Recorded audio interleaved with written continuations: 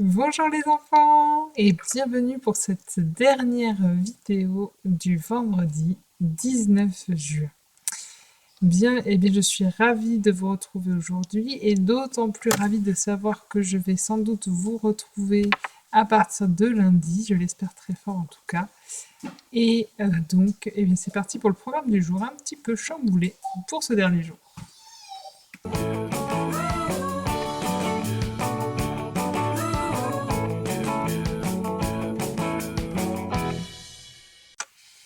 Bien, j'ai joué à cette vidéo un petit mot pour expliquer tout ce qu'il fallait rapporter à l'école et ce que tu pouvais conserver à la maison, et notamment le travail que tu as fait et que tu m'as envoyé sur Classe Dojo. Ce n'est bien sûr pas la peine de le rapporter à l'école puisque je l'ai déjà vu et qu'en plus je peux retourner le voir sur Classe Dojo puisqu'il est stocké en ligne, donc c'est très pratique.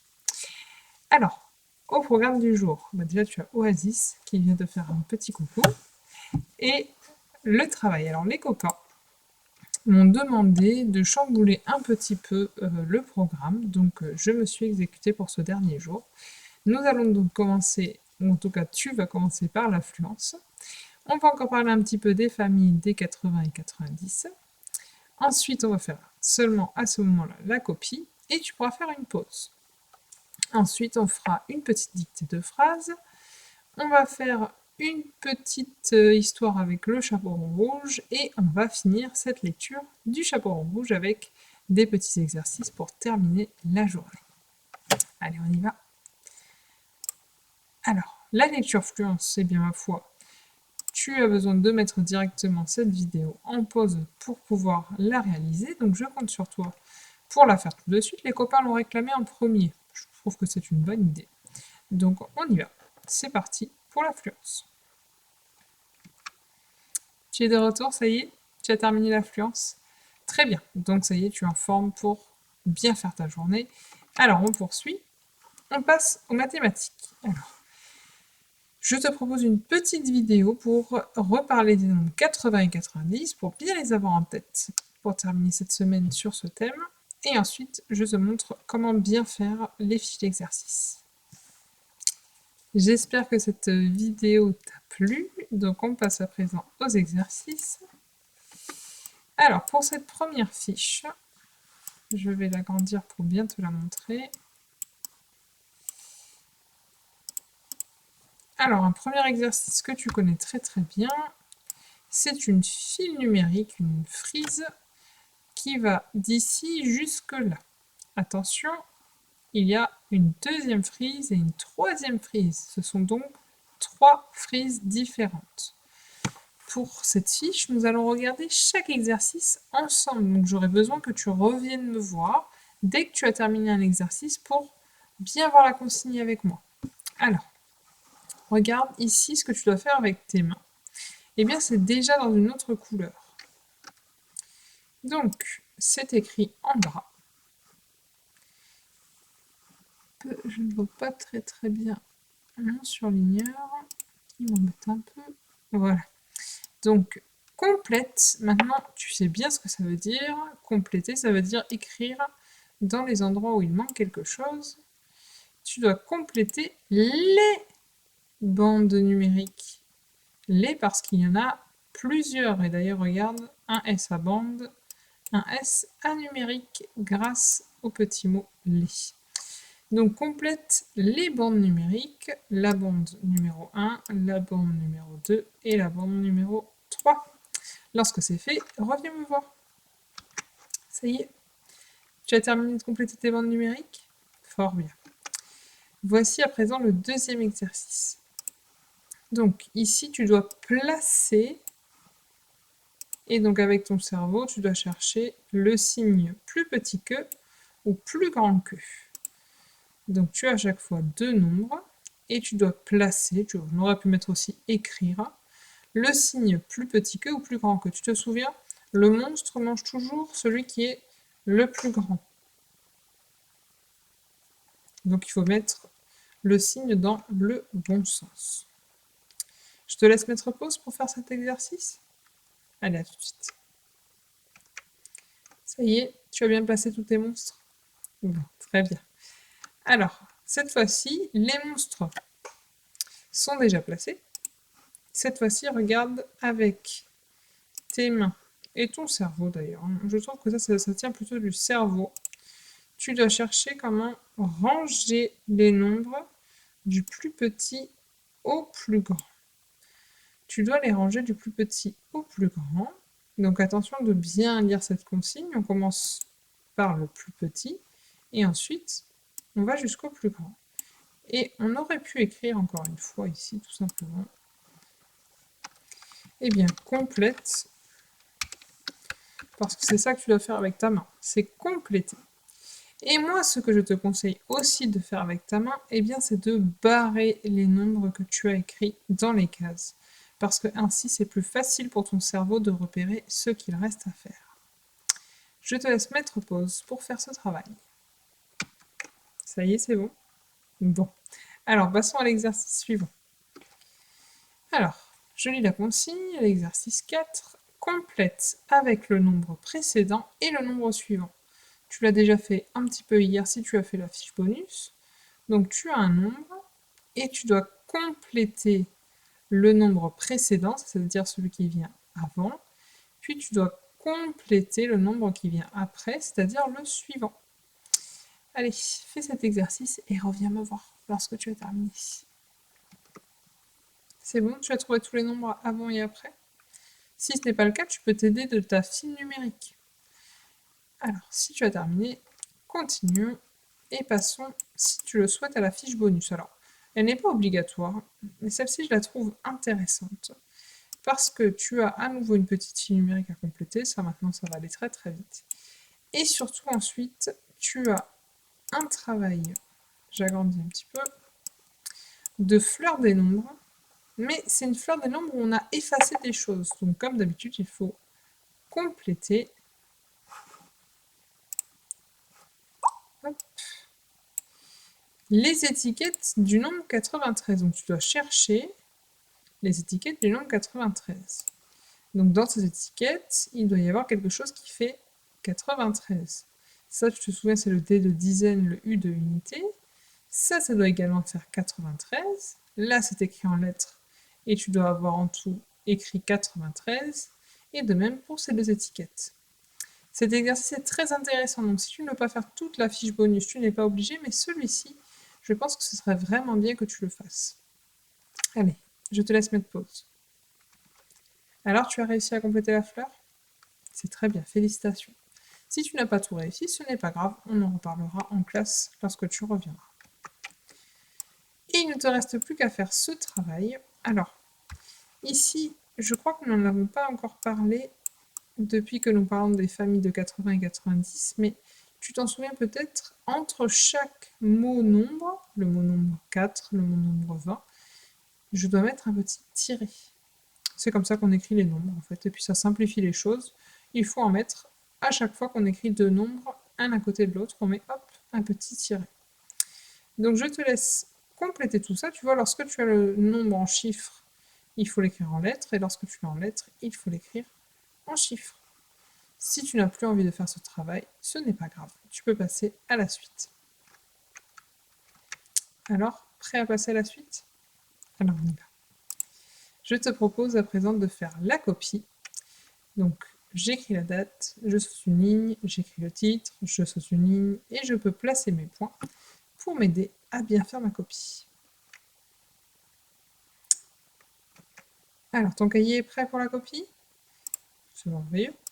Voilà le texte que je te propose aujourd'hui. Je l'aime beaucoup, je le trouve très rigolo, et je suis sûre que tu vas trouver de quoi parle ce texte. Je te laisse le lire tout seul. Tu peux surligner, surligner, entourer les majuscules et les points pour bien les repérer et bien repérer tes phrases. C'est bon, tu as eu le temps de lire ton texte? Tu as mis les majuscules et les points? Avec un petit peu de feutre? Si ce n'est pas le cas, prends le temps de le fermer, pause. Moi, je corrige.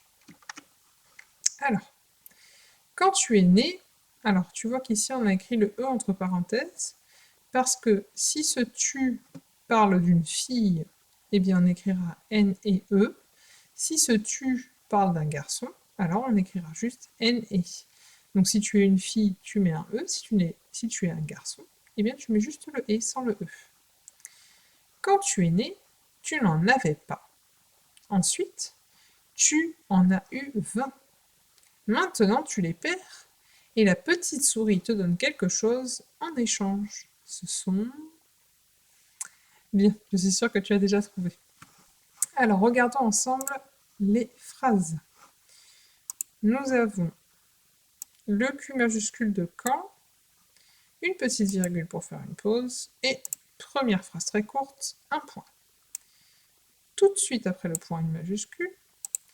Ensuite, alors souvent dans les mots comme ensuite, après, et puis, on met une petite virgule pour faire une pause. Tu peux le retenir parce que toi aussi, tu vas bientôt utiliser ces mots. Tu en as eu 20. Maintenant, tu vois, encore un mot comme ça, un grand mot outil. Je mets une virgule ensuite pour faire une pause. Et plus longue phrase, passe un point. Et bien sûr, après le point, une majuscule. Je mets le mot encore et je n'oublie pas mon point. Allez, je te laisse copier ce texte. Lorsque c'est fait, tu peux revenir me voir et on continuera le travail. Ça y est, tu as terminé? Bien, je crois qu'une bonne surprise t'attend parce que c'est l'heure de la pause. Donc je te propose une petite danse pour pouvoir un petit peu faire une pause. Bien, passons à la dictée de phrases. Alors, nous avions vu hier, elle croit que le loup est un gros chien gris, et nous avons vu qu'à croix, il y avait un T muet parce qu'il y avait l'alerte elle. Et donc ce petit mot elle, c'est comme il. Le plus souvent, une fois qu'on voit un il ou elle, le mot suivant, le verbe, il vient le plus souvent juste après, et bien à la fin il prend un T, parfois un E. Je te propose à présent d'écouter la phrase du jour. Mamie, est-ce que tu m'entends? Je vais te sortir de là. Allez, à toi.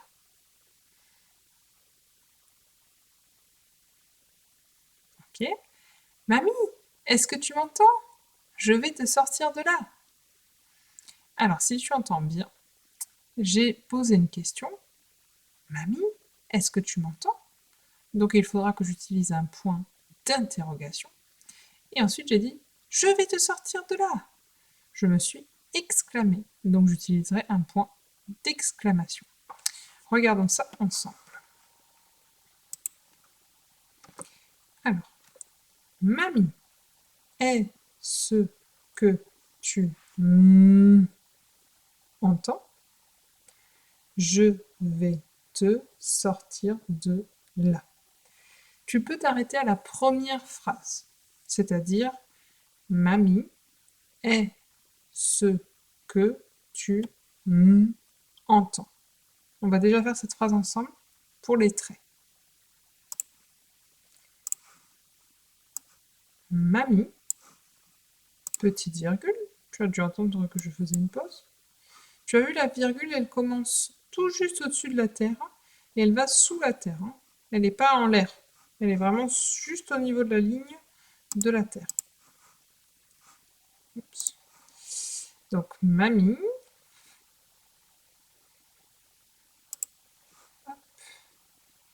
Est-ce que tu m'entends? Et on a dit que c'était une question. Je pose une question. Est-ce que tu m'entends? Je mets donc un point d'interrogation. Si tu le souhaites, tu peux t'arrêter ici, faire les traits comme moi et commencer ta dictée. Si tu le souhaites, tu peux faire la deuxième phrase avec moi. À savoir, je vais te sortir de là. Et comme je m'exclame, je mets un point d'exclamation. Donc tu vois, dans tous les cas, on a toujours notre petit point. Le point d'interrogation se fait ainsi et le point d'exclamation ainsi. Eh bien, on peut regarder ensemble les mots-outils. Alors, mamie, je suis convaincue que tu l'as bien mis dans ta tête. Est ce que tu entends? Alors là, peut-être que tu as besoin de le découper, peut-être pas. Attention. Ici, est-ce que tu alertes? Et oui, avec le petit mot tu, il y a une alerte. Essaie de t'en souvenir ou consulte ton affichage. Il se passe toujours la même chose au mot qui vient le plus souvent après tu. Alors, tu as le petit tu vois, ce n'est pas le mot qui vient directement après. Tu entends. Mamie, est-ce que tu m'entends? Je vais te sortir de là. Alors, je vais, on l'a vu plein de fois. Attention, nous avons une alerte. Je alerte. Ah oui, nous avons le petit mot jeu. Et lorsqu'on a le mot jeu, eh bien, lorsque je vois je, le plus souvent, le mot suivant, à la fin, prend un S que je n'entends pas. Donc pense-y bien. Tu as revu aussi l'alerte du tu? Est-ce que tu y as pensé? Mamie, est-ce que tu m'entends? Le plus souvent, le mot qui vient juste après tu, ou presque juste après, prend un S. Je me souviens souvent, c'est l'action. Nous en revenons à notre dictée. Alors, on continue.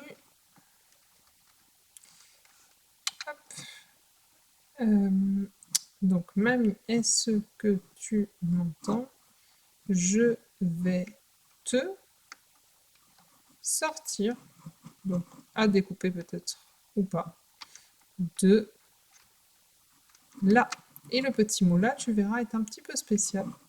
C'est le là qui veut dire ici. J'aurais pu le schtroumpfer par je vais te sortir d'ici. Donc ce n'est pas tout à fait le même là que d'habitude. Nous avons donc terminé de préparer cette dictée. Ça va être à ton tour maintenant de l'écrire. Donc soit seulement la première phrase ici, soit les deux phrases. Et lorsque c'est fait, tu viens me voir, on corrige. Tu as terminé ta dictée?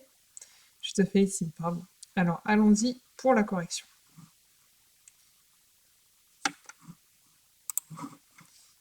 Alors, pour mamie, est-ce qu'on dit un mamie ou une mamie? Eh bien, on dit une mamie, ce qui fait que je dois mettre un E à la fin de mamie, même si je ne l'entends pas, parce que c'est le féminin. Est-ce que, on l'avait dans une précédente dictée, est ce que, avec le code 4, tu, on a bien dit que ça déclenchait une alerte. Alors, m'entend, c'est le verbe entendre, mais là, en plus, on parle de soi-même. Est-ce que tu m'entends quand je te parle? Donc, je dois rajouter ce petit M apostrophe. Entend, ça vient du mot entendre, donc je mets le D. Et ici, j'ai le tu, qui fait qu'à la fin, je mets un S. Est-ce que tu m'entends? Ça, c'était pour la première phrase. Donc si tu t'es arrêté là, pense bien à corriger en dessous de ta phrase. Je continue pour les autres. Je, bien sûr, je mets une majuscule, comme ma mamie, puisque c'est le début de la phrase. Vais, donc le son ve, le est de maison, et le S, parce que juste avant, il y avait le petit mot je, qui déclenche une alerte, le plus souvent sur le mot qui vient juste après, surtout si on sait que c'est l'action. Je vais, c'est une action, aller quelque part. Je vais donc te comme ça se prononce. Sortir, aucune surprise. On écrit tous les sons qu'on entend le plus simplement possible. 2, petit Monty, et donc le fameux là dont je te parlais. Alors ici, il s'écrit comme ça. Parce que justement, c'est pour le distinguer, pour voir qu'il est différent du petit mot là, comme dans la mamie. Ici, ce là n'indique pas le féminin, il indique le mot ici. Je vais te sortir d'ici, je vais te sortir de là, de cet endroit. Bien, il ne te reste plus qu'à corriger. Lorsque c'est fait, tu peux revenir me voir, mais pause. Ça y est, tu as terminé? C'est très bien. Donc on peut passer à la suite. Nous allons à présent faire un petit peu d'écriture. Alors, tu as lu les 4 premières parties du chapeau rond rouge. Comme tu l'as sans doute remarqué, je suis en ce moment à la maison et je n'ai pas le chapeau rond rouge. J'aurais voulu te le lire, mais je ne l'ai pas chez moi. Donc, je vais te demander de prendre le temps, si tu en as besoin, de le relire pour te le remettre en tête. Si tu l'as encore bien en tête, eh bien tu peux passer à la suite. Alors, regarde. Nous avons 2 possibilités. Je vais commencer par proposer celle-ci, puis je te montrerai celle-là. Donc tout le monde n'a pas le même travail. Si tu as cette partie-là, je vais regarder la consigne avec toi, écoute bien. Écris la fin de cette petite histoire. Que peut-il arriver au loup ou à chapeau rond rouge? Illustre ta petite histoire. Donc tu t'es arrêté à la fin de la partie 4, lorsque Chapeau rond rouge arrive chez sa grand-mère. Et j'aimerais que tu inventes ce qui se passe à la fin de l'histoire selon toi. Qu'est-ce qu'il arrive à Chapeau rond rouge ou qu'est-ce qu'il arrive au loup, ou même les deux si tu le souhaites. Donc il faudrait que tu écrives ici 1 ou 2 phrases pour dire ce que tu penses qu'il va arriver à Chapeau rond rouge, ou ce que tu penses qu'il va arriver au loup, ou bien carrément, pas ce que tu penses, mais ce que tu as envie d'inventer. Une fin, celle que tu veux, peut-être qu'il n'a absolument rien à voir avec aucune des fins qu'on connaît. C'est toi qui vois. Et ensuite, tu pourras faire un dessin pour illustrer la fin de ton histoire. Donc ça, c'est si tu as cette version. Maintenant, tu as peut-être cette version. Donc si tu as celle-ci, tu peux mettre pause et te mettre au travail. Tu n'es plus concerné par ce que je dis ensuite. Peut-être par contre que tu as ceci. On regarde la consigne ensemble. Écris une phrase en prenant un élément dans chaque colonne et illustre-le. Une colonne, une autre colonne et une autre colonne. Prends un élément dans chaque colonne en prenant. Donc dans cette colonne, je choisis quelque chose, dans celle-ci aussi, dans celle-ci aussi, et je le copie ici. Et ensuite, je peux l'illustrer en m'aidant des petits dessins qui sont là. Donc je ne vais pas te lire le texte, j'aimerais que ce soit toi qui le lises tout seul. Et tu peux inventer une phrase. Alors ça peut être une phrase rigolote, ça peut être une phrase... Il faut au moins qu'elle ait du sens. Mais tu peux faire quelque chose de rigolo. Bien. Je te laisse faire ce travail. N'hésite pas à mettre pause, on se retrouve tout à l'heure. Bien, il ne te reste plus que la lecture avec un petit exercice à faire ensuite. Et une petite surprise que je t'ai préparée pour bien finir cette journée de travail. Je pense qu'elle va te plaire, cette surprise. Alors, allons-y. La lecture, donc, tu peux te saisir de ta partie 5, lire le texte. Et alors, moi, ce que je voudrais faire, c'est en visioconférence, te relire tout l'album. Et je pense surtout qu'on va le relire ensemble lundi, parce que ce serait quand même sympathique qu'on partage ce moment tous ensemble. Donc, je te laisse lire ça. Et cette fois-ci, je ne vais pas regarder les consignes avec toi. Je vais te demander de le faire toi-même et de me colorier d'une couleur ce que tu vas faire avec tes mains et d'une autre couleur ce que tu vas faire avec ton cerveau, comme on le fait chaque fois ensemble, pour bien me montrer que tu réfléchis aux consignes avant de les faire. Je te laisse faire ça. Donc ta lecture, puis ici, bien me colorier les consignes, et ensuite les réaliser bien entendu. Lorsque c'est fait, viens me voir.